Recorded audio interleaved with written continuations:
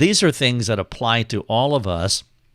And if you're not familiar with shaping influences, or if it's somewhat new to you, I would encourage you to take a screenshot of what I'm about to show you and then just spend some time thinking through this and maybe even doing some writing assignments around each one of these categories that I'm going to present to you. I am only going to show you 10 shaping influences that are common to all of us. There are more than that. I'm just going to show you 10 just to get the ball rolling, so to speak. One shaping influence, and maybe the biggest of all, is that we're made in God's image. I mean, meaning minimally that we're different from the beasts of the field. And so we are going to be different than the beasts of the field because we are made in God's image. But it means more than that. Being made in God's image. For example, there are what we call communicable attributes. Communicable attributes means they're attributes about God that He has communicated to us or given to us, is what it means. There are incommunicable attributes, meaning there are attributes that are not given to us, like omniscience and omnipresence and omnipotence. Those are not communicated to us. But there are communicable attributes, things about God that are also about us, like love, for example. God is love. And so we have the capacity of love.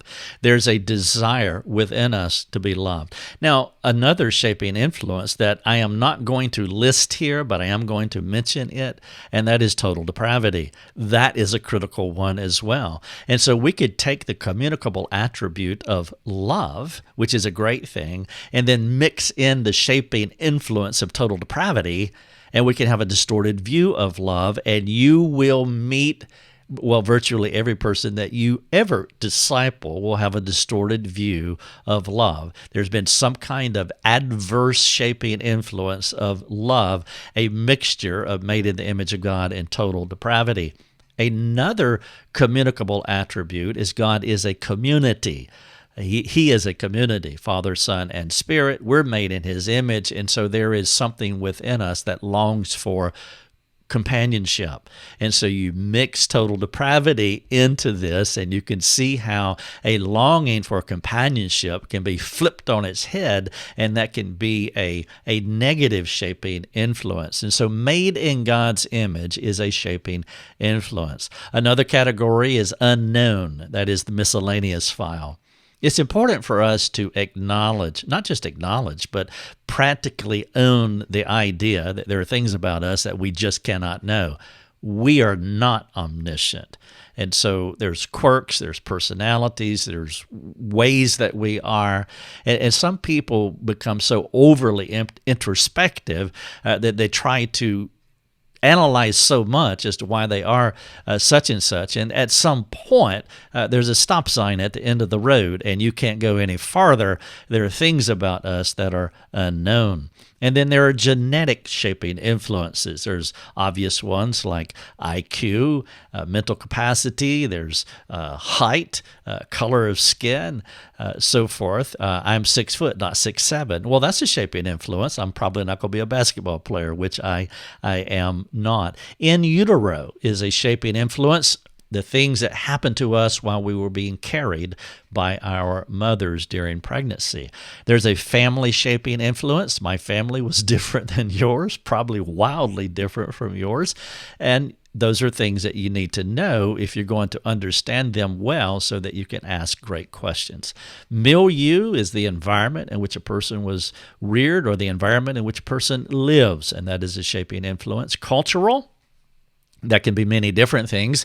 For example, if you're born in Germany and like beer, or you're born in Brazil and like excellent music, or born in the southern United States and eat grits, then those are three different cultures. But it's not just geographic cultures, but it's also generational culture. The culture that I lived in as a kid is far different from the very same culture that I live now 60 years later. And then the academy, where our academic journey, our schooling journey is a shaping influence. And then political. Political's like cultural. For example, the politics in Germany or Brazil or America is different. The politics generationally is different. The political climate in the 60s and the political climate today is different. And so there's political shaping influences. And you want to get into the nuance and the complexities of that, as I was talking about with cultural, not just generational, but geographical, same with political. And then the 10th one here is free will. The decisions that we make throughout our lives are shaping influences. I have been influenced by the decisions that I have made.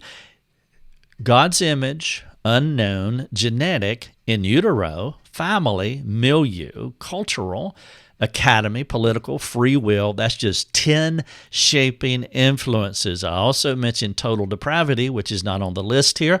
There's another one not on the list, which is religious. We all have been affected by religion. And so there are many shaping influences. And the point here is you want to continue to grow this list, to add to it. And then as you meet with a person to help them and you're trying to think about what's going on in their psyche, you have to have a good handle on shaping influences. And so then you ask the Spirit of God, the pneumatic gift, to illuminate you and help you to see and to bring all of this together, to collect all this together in your mind so you can ask the right questions.